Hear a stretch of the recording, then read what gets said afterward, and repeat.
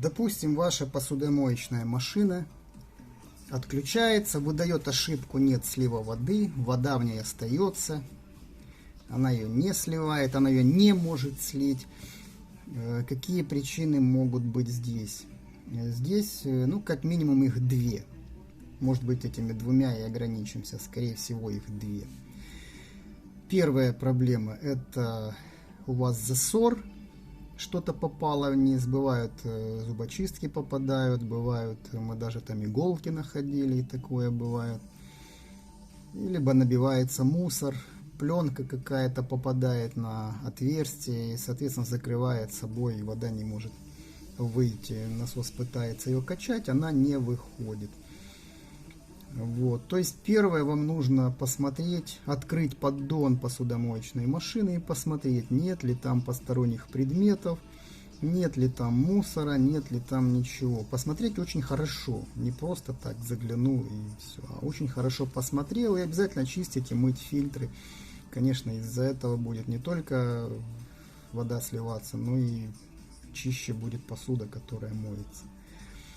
Если же у вас там все чисто и все хорошо, тогда вам нужно смотреть работоспособность сливных насосов. Вот у нас один насос. Это насос посудомоечных машин Bosch Siemens, сливной насос. И вот здесь еще один насос Оскол. Это насос, который делает слив стиральных машин. Но также его можно использовать и в посудомоечных машинах, таких как Ariston Indesit, Hotpoint Ariston и некоторые другие модели. Единственное, что у модели Ariston и Indesit вот здесь вот эта часть, или вот это, не помню, здесь вот так идет срез. Ну, в принципе, можно поставить и такой. Это легко срезается. Здесь можно срезать, чтобы этот угол убрать. При установке может не становиться, мешать. Вот это все, вот здесь срезать. Легко плоскогубцами откусить, и все нормально становится. Можно его использовать на месте того сливного насоса, который стоит в Аристонах и Индезитах. Вам нужно добраться до этих насосов.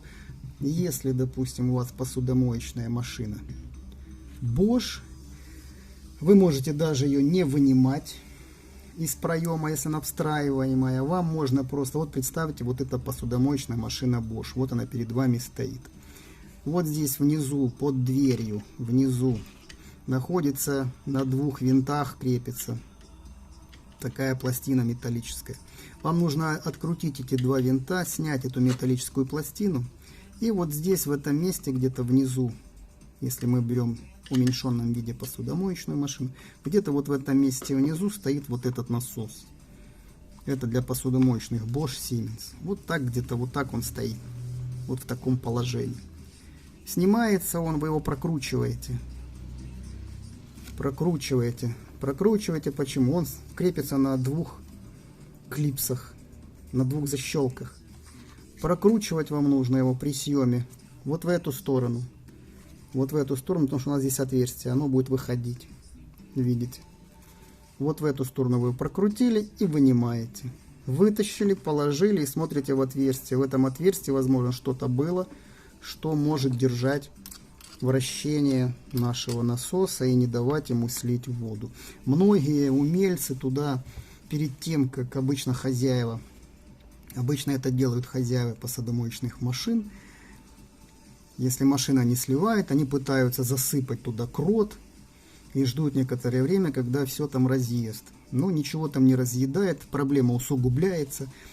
Кусок этого крота там застывает, и вот оно держит не только воду, но оно уже держит все, что там было, весь мусор и все остальное. Поэтому этого делать не нужно. Почистили с внутренней части машины, внутри, если нет, тогда вынимаем насос и смотрим. Скорее всего, что там, допустим, может быть зубочистка, которая держит вращение нашего пропеллера. Да, вы должны рукой прокрутить. Вот он вращается очень легко. Если у вас вращается очень тяжело, возможно, вот туда что-то набилось.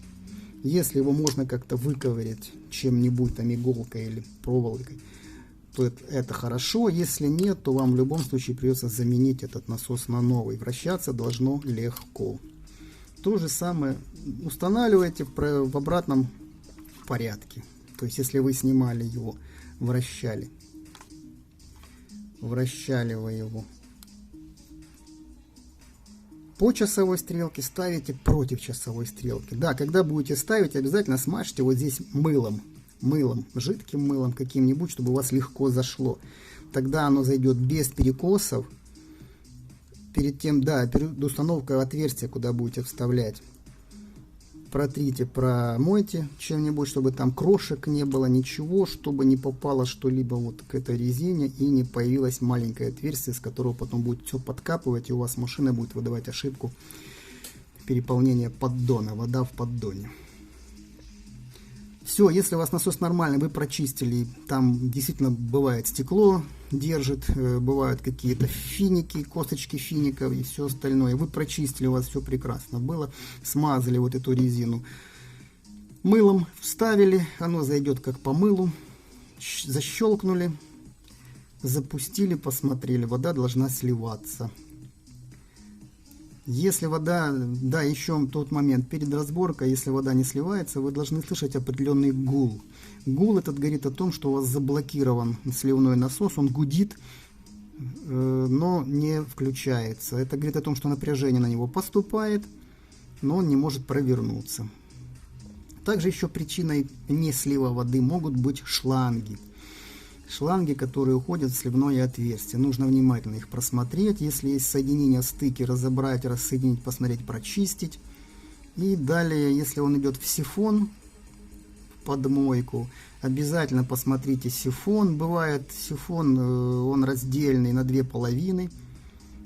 В одну половину у вас подключается слив с посудомоечной машины, а вторая часть идет сверху вниз напрямую от мойки.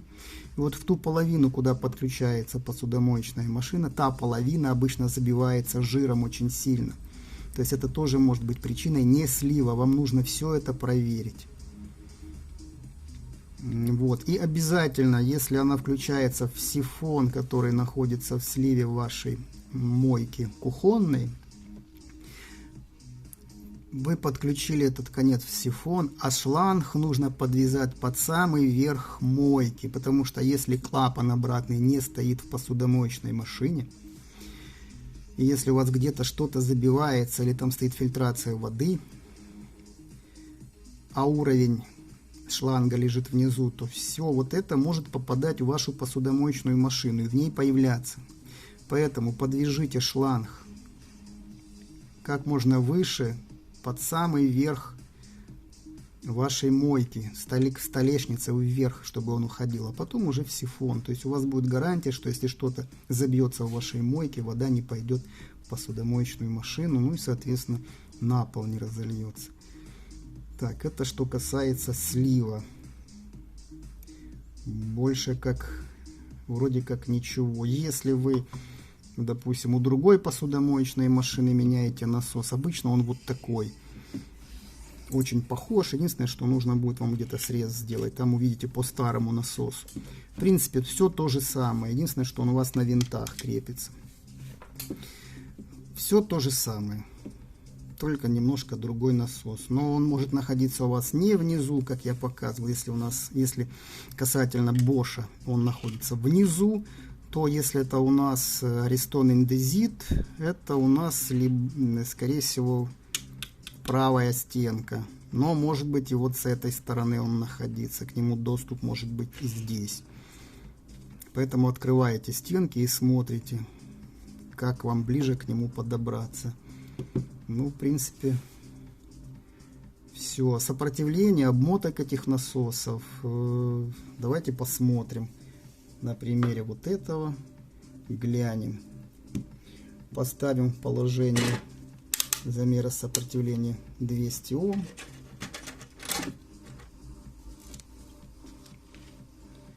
Здесь порядка 180, где-то так, может меньше, больше.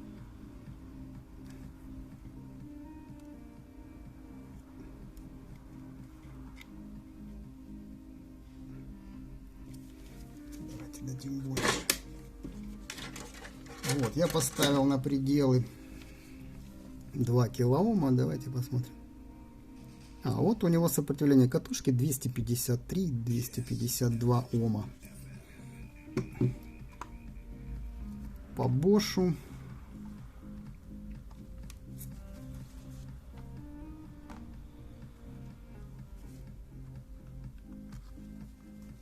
Смотрим Bosch.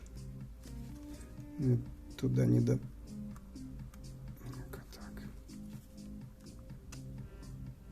Ну вот, показывает 90, 89, 90. Вот такие пределы сопротивлений на разные посудомоечные машины, разные пределы. Ну, пока на сегодня все.